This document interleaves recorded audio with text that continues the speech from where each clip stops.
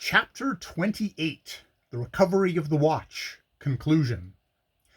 Arnold Baxter hesitated but a moment on gaining the depot platform. A freight train was passing the station at a slow rate of speed, and, running to an empty car which stood wide open, he leapt on board. Dick was close behind him, and as the man boarded the freight car, caught him by the leg. As Dick held on like a bulldog, there was nothing left for Arnold Baxter to do but drag the youth up behind him. "You imp!"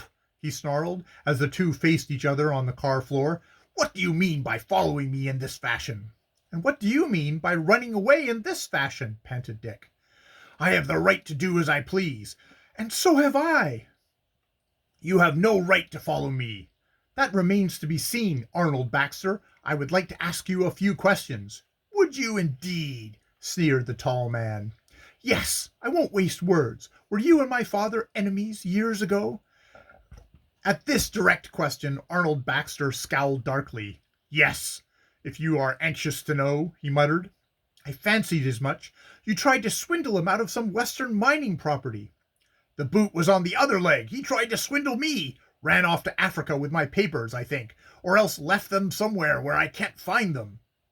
"I do not believe you, for my father was an honest man, while you are the boon companion of a thief." "Have care, boy.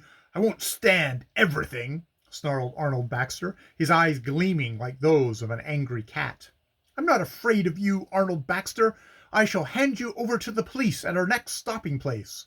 "Will you?" hissed the man, and leaped at Dick, bearing him down to the car floor. At once his hand sought the lad's throat. "I've a good mind to choke the life out of you," he went on. "I hate you all, everyone who bears the name of Rover." Let me up!" gasped Dick, growing purple in the face, while his eyes bulged from their sockets. "I'll pitch you off," was Arnold Baxter's answer, and suddenly he lifted Dick up in his strong arms and stepped to the open doorway. They were passing over a trestle spanning a wide gully, at the bottom of which were bushes, rocks, and a tiny mountain stream. "Don't!" cried Dick, and snatched at the handle of the car door. He had just clutched it when Arnold Baxter launched forth his body into space. The next instant, and while Baxter stood by the edge of the door, the long train swung round a sharp curve. There was a quick jerk, and with a yell of fright which sounded in Dick's ears for days afterwards, Arnold Baxter slipped through the doorway and went tumbling head foremost down into the gully. Dick shut his eyes at the sight and clung fast mechanically. Then, as soon as he could recover, he swung himself into the car. He could not stand, and sank like a lump of lead to the car floor, unconscious. When he recovered, several train hands had surrounded him, and his face was wet from the water they had poured over him. It was fully an hour before he could tell his story, and then a handcar was sent back to the spot where Arnold Baxter had had his terrible fall.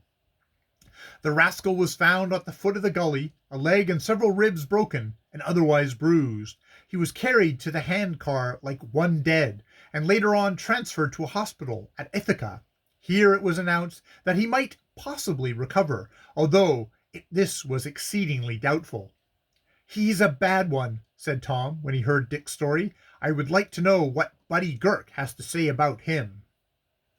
Buddy had been taken to the Rcvry jail and searched, and a pawn ticket for the stolen watch found in his vest pocket.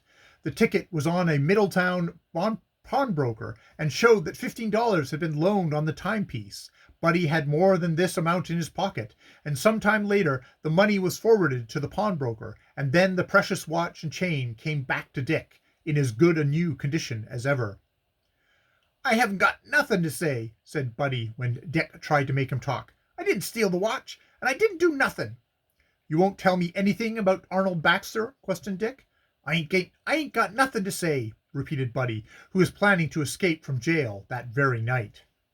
And escape he did, through a window the bars of which were bent and broken. The authorities searched for him for nearly a week, but the search proved unavailing. "I don't care particularly," said Dick, in commenting on the affair. "I have my watch back, and that's the main thing." "But Buddy ought to be punished. Now, if it was Arnold Baxter who'd gotten away, after that terrible fall, I wouldn't say a word," answered Tom. The encampment came to an end in a blaze of glory on the 4th of July, with firecrackers and fireworks galore.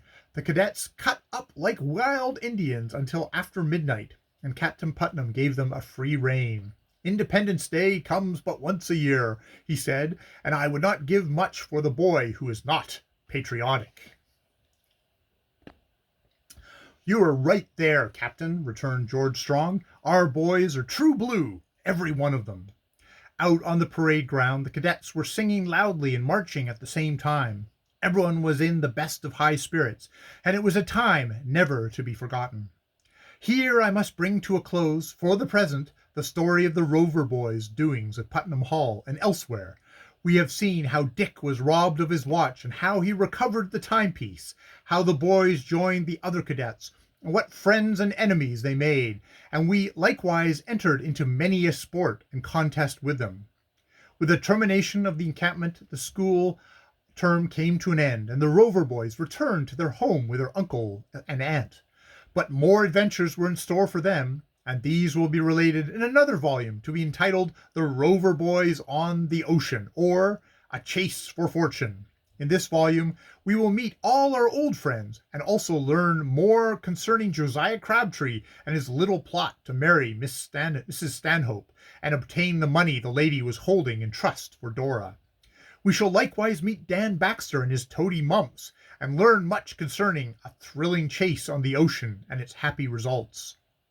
But for the present all went well. The boys arrived at the homestead 2 days after the 4th and were met at the door by their Uncle Randolph and Aunt Martha. "Welcome home, all of you!" cried Randolph Rover, and as their aunt kissed them, he continued, "And what do you think of your school?" "What do we think?" repeated Tom. "Why, we think Putnam Hall is the best boys' school on earth." And Dick and Sam agreed with him. The end. End of The Rover Boys at School, or The Cadets of Putnam Hall by Arthur M. Winfield, or actually Edward Stratemeyer of the Stratemeyer Syndicate. More videos later.